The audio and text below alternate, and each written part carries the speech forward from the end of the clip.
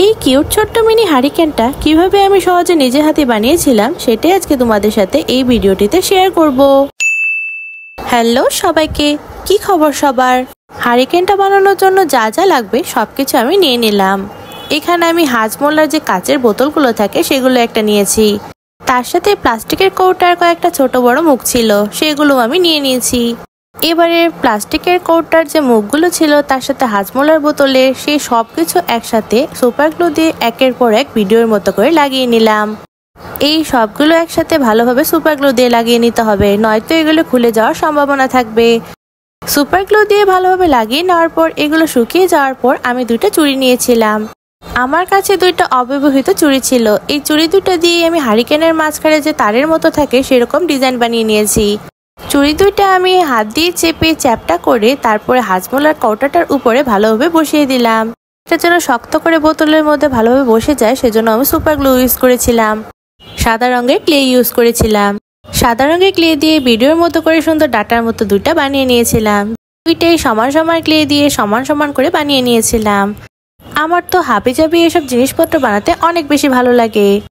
এটা বেশ অনেকদিন ধরে বানাবো বলে প্ল্যান করছিলাম, জিনিসপত্র জোগাড়ও করে রেখেছিলাম, কিন্তু সময় সুযোগের অভাবে বানানো হচ্ছিল না।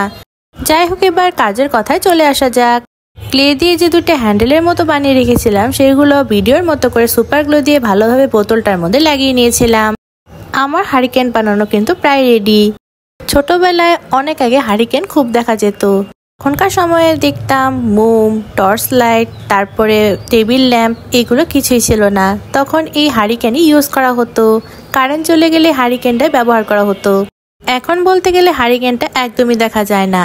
সময়ের পরিবর্তনের সাথে সাথে বাজারে এখন নানা রকমের জিনিসপত্র বের হয়েছে, তাই হারিকেনটা এখন আর চোখেই দেখা যায় না। যাই হোক, হারিকেনের সুপার গ্লু দেওয়া অংশগুলো ভালোভাবে শুকিয়ে শক্ত হয়ে গেলে এরপর এটাতে আমি রং অ্যাপ্লাই করব। এর জন্য আমি সবুজ রংটা নিয়েছিলাম। সবুজ রংটা নিয়ে ভিডিওর মতো করে আমি অংশগুলোতে ভালোভাবে রং করে নিচ্ছিলাম, যেন কোনো অংশ একদম বাদ না পড়ে। এরপরে আমি সাদা রঙের রংটা ইউজ করেছিলাম। কটন বাডের মধ্যে সাদা রঙের রংটা ভরিয়ে নিয়ে হারিকেনের উপরের অংশটাতে ডট ডট করে ডিজাইন করে নিচ্ছিলাম। হারিকেনটাতে আমি আমার মনের মতো করে ডিজাইন করে নিচ্ছিলাম। উপরের অংশটা ডিজাইন করে নেওয়ার পর নিচের অংশটা খালি লাগছিল, তাই এই সাদা রং দিয়ে ডট ডট করে নিচেও আমি অল্প একটু ডিজাইন করে নিলাম।